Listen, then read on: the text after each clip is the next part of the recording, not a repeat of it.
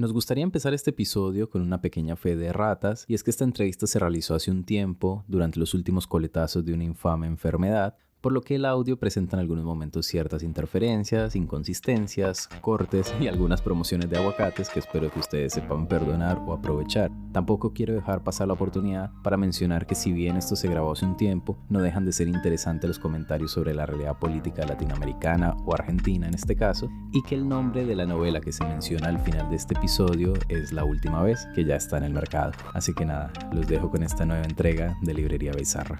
Suscríbanse y compartan si les llega a gustar. Para esta ocasión tengo como invitado al escritor argentino Guillermo Martínez, que además de escritor es matemático, aunque eso a veces se lo recordemos mucho. Para quienes no lo tengan en el radar, es cuentista, novelista, ensayista, ha ganado múltiples premios, Premio Planeta Argentina, el Mandarache de España, el Premio Hispanoamericano de Cuento Gabriel García Márquez, y tenemos el gusto de tenerlo acá para hacerle unas preguntas. Gracias por aceptar la invitación, maestro Guillermo. Al contrario, gracias a ustedes. Así que bueno, quería empezar preguntando sobre el premio Gabriel García Márquez de cuento, que usted fue el primer ganador con un libro que es Una felicidad repulsiva. Quería preguntarle cómo es este efecto de ver dentro de una tradición argentina del cuento que es muy rica, que justamente se inicie un premio de esta envergadura que no lo había en el panorama hispanoamericano con un escritor argentino. Para mí fue una felicidad casi repulsiva, te diría. No lo hubiera soñado cuando envié mi libro. Yo venía de escribir novelas, de a poco había escrito algunos cuentos intercalados y realmente la convocatoria del concurso fue una oportunidad para reunirlos, pensarlos un poco, hacer una selección, ¿no? Dejar algunos afuera también. Pensarlos un poco como un corpus, como un conjunto que tuviera ciertas recurrencias, aunque yo prefiero los libros de cuentos que no son totalmente homogéneos, ¿no? Me parece que tiene que haber cierto tono y ciertas variedades de registro. De hecho, lo que yo extrañaba de escribir cuentos y que reencontré al escribir Una felicidad repulsiva es la posibilidad de que cada cuento es algo así como una aventura diferente, con la posibilidad de crear un mundo que tiene su propio vocabulario, entendido como un recorte particular del diccionario, que tiene su propia tono entre, yo en general trabajo en una zona entre lo real y lo fantástico, o lo real y la locura, pero esos matices pueden presentarse de diferentes maneras, que tienen su humor, hay cuentos que tienen mucho más humor que otros. En una novela es más difícil, se puede, por supuesto, a través de personajes o a través de giros en la trama, incorporar elementos heterogéneos, pero yo extrañaba del cuento esa especie de libertad de arrojarse a una nueva aventura con cada tema, ¿no? Fue, por un lado, mi reencuentro con el cuento, que es la manera en que escribimos o nos formamos, diría yo, casi todos los escritores argentinos, por lo menos los de mi generación, a través de talleres de cuentos, el ejercicio del cuento, la tradición que tenemos. Y fue también la posibilidad de seguir pensando en escribir cuentos, que eso es algo que en nuestro mundo literario está bastante castigado, ¿no? Es más difícil conseguir editores o que los editores estén contentos con la publicación de un libro de cuentos. Hay pocas editoriales que realmente prestan atención a los libros de cuentos. En ese sentido me pareció que fue muy importante la idea de esta convocatoria, porque de algún modo es un premio que abre una puerta para todos los que queremos seguir escribiendo ese género. Además, de algún modo, es el género, tanto el cuento corto como el formato un poco más extenso, que es el que más me gusta a mí, es para mí el formato ideal para el arte de la narrativa, ¿no? O sea, uno puede a la vez experimentar, puede encontrar una manera de desarrollar personajes, ¿no? De acuerdo a la extensión. Es decir, ya tiene todas las características de la narrativa, y a la vez la gran ventaja para mí comparativa, que es la unidad, la consistencia, la fuerza, la intensidad que suelen tener los cuentos con respecto a esos mundos más digresivos que son los de las novelas.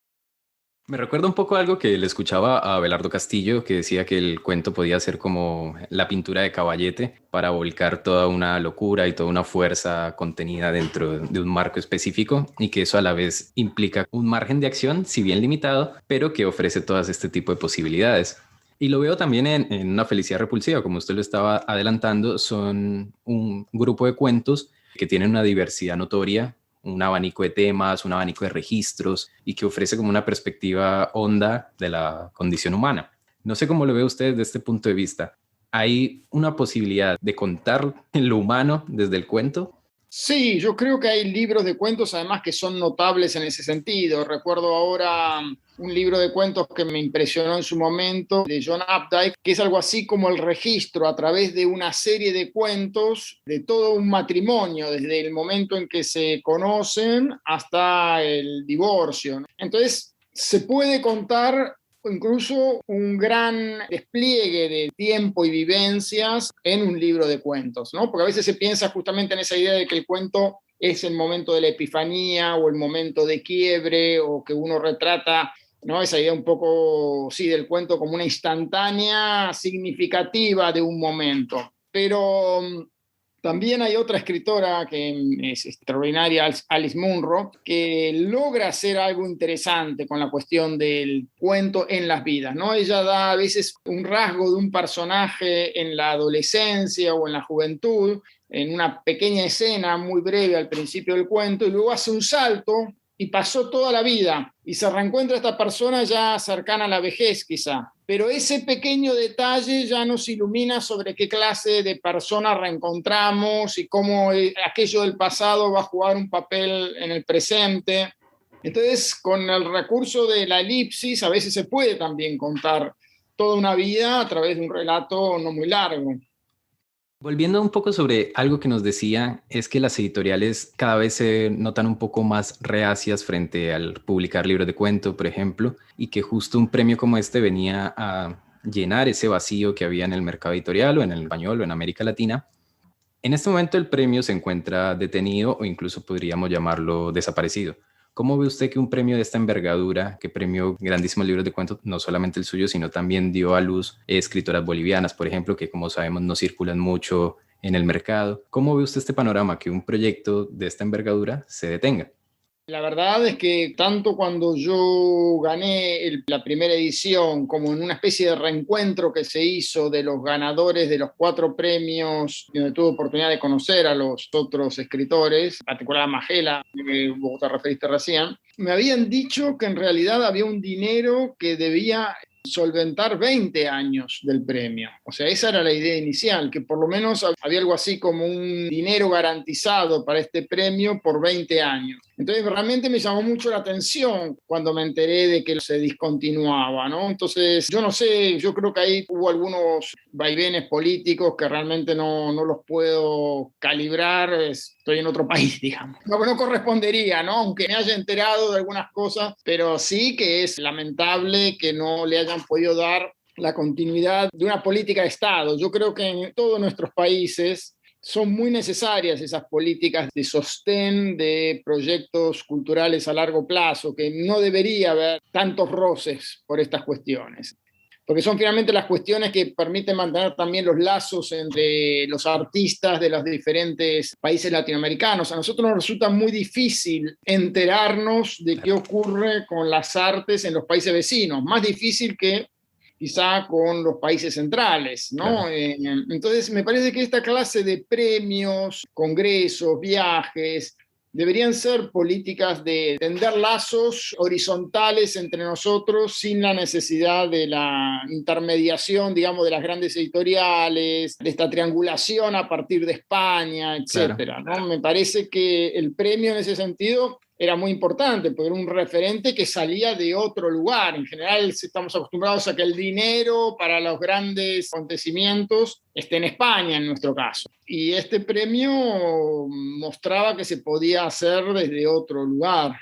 Te digo más, yo hablé con mucha gente acá en la Argentina y un poco se envidiaba la posibilidad de Colombia de poder organizar y sostener un premio de esta característica, que nosotros también lo podríamos hacer con la tradición que tenemos, un premio Jorge Luis Borges, Borges. un premio Julio Cortázar, imagínate. Pero bueno, en general cuando hay crisis económicas o políticas, uno de los sectores que cae, no voy a decir el único, porque en general no es ni siquiera el primero, ¿no? Ya todos sabemos que cuando hay crisis económica, los que están más abajo son los primeros que sufren. Claro. Pero bueno, los segundos o los terceros son los artistas. Algo que usted dice que me parece muy interesante porque yo lo veo desde este punto de vista. Me suena a mí como una oportunidad perdida lo que pudo ser este premio, en el sentido de, como usted bien lo decía, se requiere una triangulación en general entre España, ida y vuelta con América Latina. Yo leía este premio de una forma similar, como una oportunidad de generar prestigio para la literatura latinoamericana desde acá mismo. Sí, sí, por supuesto, porque ya en España hay toda una tradición de premios con mucho dinero, que tienen que ver con instituciones bancarias, con ayuntamientos, o sea, esa es la manera estándar en que se trata de ayudar y de difundir la literatura. En nuestros países no hay tantos premios, está Rómulo Gallegos quizá, ¿no? Pero Claro. y hay un premio que se otorga en Chile a la trayectoria. El José Donoso. Sí, ¿no? Que se llama José Donoso, no estaba Sí, seguro. sí, ahí está el José Donoso. En Chile tiene varios, en realidad. Tiene el Claro, Manuel Rojas, Gonzalo Rojas, ¿no es? el Gonzalo Rojas Ok. y el de Entonces estaba poesía pensando, Neruda. claro. Ahí hay también una política interesante porque son premios que se abren al resto del continente. Para mí esa es una buena política, ¿no? Y el premio Gabriel García Márquez tenía esa impronta. Otro componente de ese premio que a mí me parecía muy interesante y que pues aquí aprovecho para contarle, yo conocí su libro en realidad en una de las bibliotecas públicas del país porque lo encontré de carambola. Luego me enteré que realmente compraban los libros finalistas más el Esa ganador. política era extraordinaria. Una edición completa de cada libro finalista para hacer algo así como una colección, ¿no es cierto?, a través del tiempo de, bueno, de la cuentística que surgiera, no quiero decir la mejor, pero bueno, una selección de calidad de las obras de cuentos de una época, ¿no? Se suponía que si iba a durar 20 años, iba a quedar una colección extraordinaria de libros de cuentos. Esa es una idea maravillosa, pero bueno, hay que darle continuidad. Ya volviendo un poco más a la literatura, haciendo un arco en general, usted empieza con un libro de cuentos, pero temprano pasa a una novela que también a veces puede sentirse como un cuento que se extendió, que a mí me parece extraordinaria, que es acerca de Roederer, que además tiene un tema que en lo personal a mí me fascina y que en Argentina suele cultivarse bien, que inicia con una partida de ajedrez, con la variante Lequine o Aliojin, como suelen pronunciarse. ¿Cómo ha sido este paso del cuento también a la novela en un principio y nuevamente de la novela al cuento? Sí, algo que no te comenté antes, cuando te conté que yo estaba escribiendo novela, un poco de lado de escribir cuentos, es que si bien escribí varias novelas, casi todas, te diría que 4 de las 6 o 7 novelas que escribí, inicialmente estaban anotadas como ideas para cuento. En particular acerca de Roederer, era para mí un cuento que quizás fuera mi cuento más largo, posiblemente en ese momento, pero yo no hubiera imaginado que iba a tener más de 20 páginas. Digamos. Mientras empecé a escribir este cuento, empecé paralelamente a leer sobre el Pacto Fáustico, bueno, leí el Fausto de Goethe, leí el de Marlowe y leí el de Thomas Mann. El Fausto de Thomas Mann me impresionó muchísimo y me dio un poco la idea tanto de la discusión que se da sobre el agotamiento general de las artes o esa discusión sobre las vanguardias, los procedimientos, etcétera, dentro de la novela. En el Fausto de Thomas Mann se da en la música, digamos, con el dodecafonismo, ¿no es cierto? Y en mi novela yo hago una transposición pictórica con la idea del cubismo, etcétera, ¿no? Pero también en la literatura se podría dar, ¿no? O sea, y eso también me dio la idea de cuál sería el arma del diablo en nuestra época, ¿no? Si alguien se propusiera desarrollar una filosofía, un nuevo entendimiento, digamos, ¿con qué contrarrestaría el diablo? Y eso me llevó a la idea de la prolongación filosófica de los teoremas de Gödel. Yo ya estaba estudiando matemática, por supuesto, ya conocía esos teoremas, y la aparición de lo que yo llamo esta línea teórica es lo que me hizo pasar de la forma del cuento a la forma de la novela. Entonces, luego cada vez en mi vida se dio de la misma manera. Es decir, si yo estoy pensando en un cuento, pero aparece esto que yo llamo la línea teórica, el cuento se me convierte en una novela. ¿Por qué? Porque no se puede alojar esa especie de matriz de ensayo sin tener una extensión que haga que uno la pueda entrelazar con lo dramático, ¿no? Claro. Pues si no queda una especie de ensayo ilustrado, que es un género abominable, ¿no es cierto? Es decir, para lograr llegar a algo así como la novela de ideas o la novela donde se puedan discutir algunas ideas, hay que tener una especie de dosificación y que las ideas jueguen su papel, pero también los elementos dramáticos y humanos jueguen los suyos. Entonces, eso me lleva a la forma de la novela. Pero fíjate, acerca de Roederer, la mujer del maestro, yo también tuve una novia bisexual, y La muerte lenta de Luciana B., o sea, 4 de mis novelas surgieron inicialmente como cuentos. Hay una conexión que se puede trazar a partir de Acerca de Roederer hasta Los crímenes de Alicia. Está el personaje que se alude con la G, con la M, que va a estudiar matemáticas, que luego llega a Oxford, que es uno de los principales de Crímenes Imperceptibles, la serie de Oxford. Y este personaje crucial que es Seldon. Me parece un personaje fascinante que guía toda esta situación policíaca que se desarrolla en Oxford a través del tema de la matemática también, por supuesto, y de Crímenes Imperceptibles, o luego de una teoría a partir de Lewis Carroll en Los crímenes de Alicia. ¿Cómo es esta construcción de la situación policial a partir también de una carga teórica, si se puede llamar así? Sí, en realidad de Crímenes Imperceptibles fue, te diría, la primera vez que me senté a escribir y me divertí escribiendo, ¿no? O sea, en general uno se divierte de a ratos cuando escribe, ¿no? Pero también se sufre bastante cuando las cosas no salen, cuando uno siente que arruinó algo, en fin, hay una parte de angustia de escribir. Por supuesto también están las recompensas, ¿no? Yo no creo ni en los escritores demasiado torturados y en los escritores que son felices como conejos. Creo que en general hay una mezcla de cuestiones, ¿no? De forcejeos.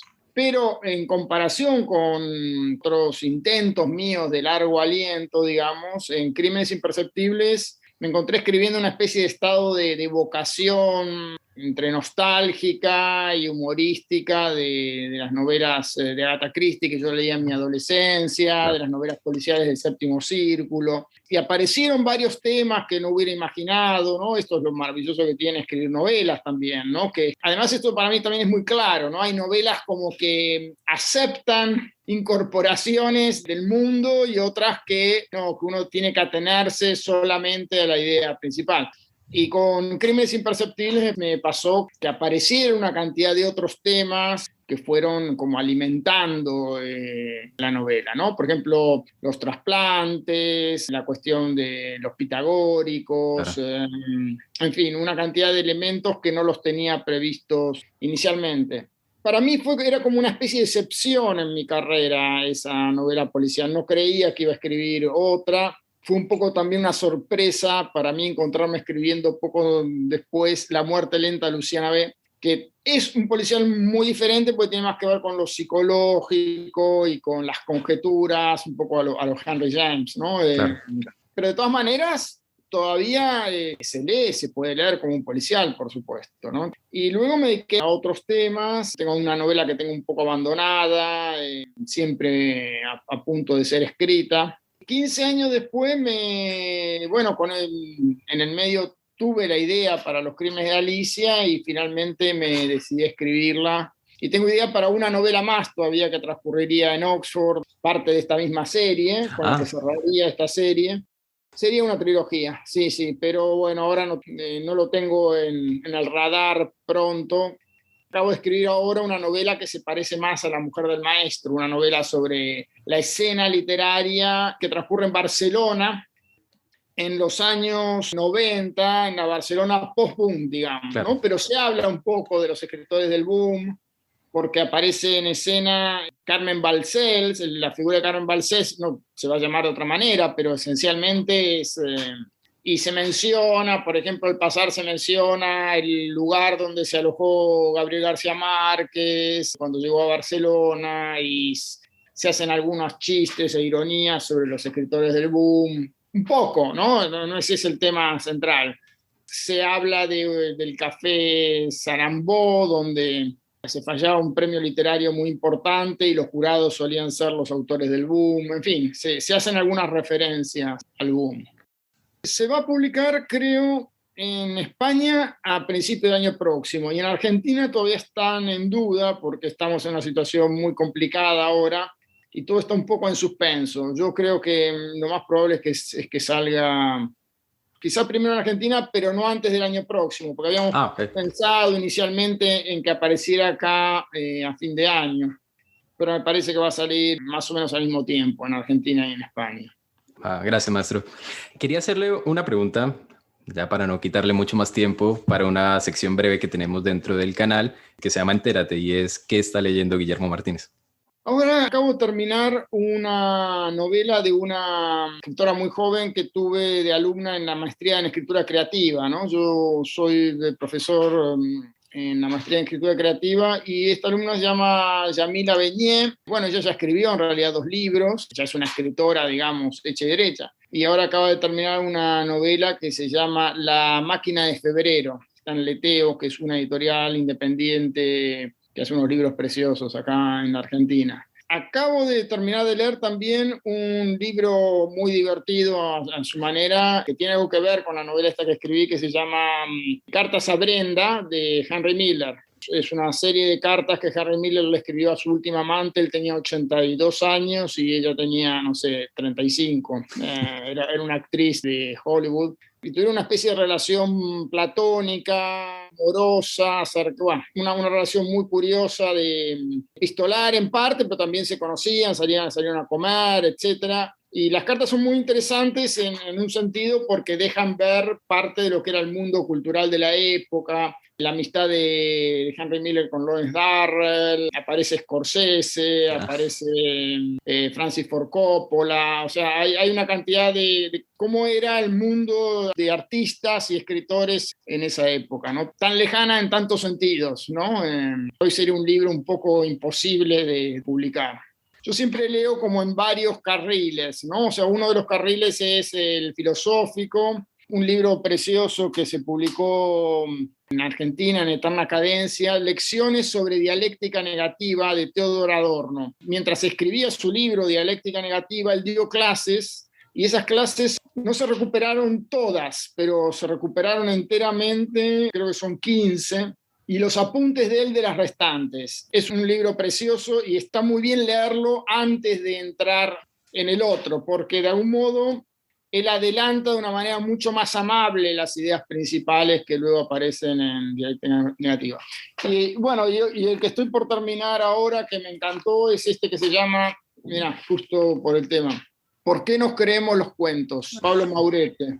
Es un libro que estudia la cuestión filosófica, de algún modo, de la existencia de los personajes de ficción, de la vida tal como aparece en la ficción, cuándo un texto nos da más sensación de vida, cómo es esta relación que tenemos con los libros, ¿no? Donde entramos y de algún modo lo que estudia él, que me parece interesante su punto de vista, es qué significa la compenetración con lo escrito, ¿no? O sea, nosotros entramos y de algún modo damos vida o percibimos una sensación de vida en los libros, ¿no es cierto? Pero a la vez seguimos viviendo en el plano, digamos, de lo real, ¿no? No nos olvidamos del todo. Y esa relación podemos entrar y salir, cuestión volitiva prácticamente, pero a la vez hay textos que nos atrapan lo suficiente para que ese hechizo ocurra de inmediato y otros con los que no logramos relación, ¿no? Poco Tlón. Hay algo de eso. Sí, se menciona Tlón, se menciona continuidad de los parques, claro. Se toma Eras otra vez en Hollywood porque como ejemplo de cómo la ficción intenta a veces cambiar lo que fue la realidad, ¿no? O sea, intenta instaurar otra posible versión de la realidad.